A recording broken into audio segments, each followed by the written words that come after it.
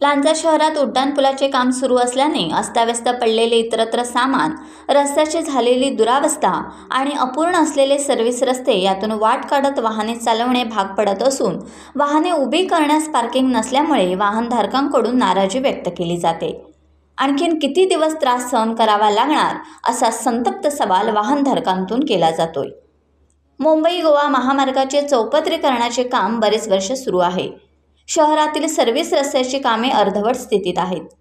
उड्डाणपुलाचे काम सुरू असल्यामुळे कधीकधी एकाच बाजूने वाहतूक वळवली जाते, तसेच उड्डाणपुलाच्या कामामुळे लागणारे साहित्य इतरत्र पडलेले असल्यामुळे वाहतुकीला अडचणीचे ठरत आहे। रस्त्यावर खड्डे पडले आहेत। या सर्व अडचणींवर मात करून वाहने जीव मुठीत घेऊन चालवणे भाग पडत असल्याचे बोलले जाते। उड्डाणपुलाचे कामाला बरेच दिवस लागत असल्यामुळे वाहनधारकांना होणाऱ्या गैरसोयी दूर करण्याची मागणी जनतेतून केली जात आहे।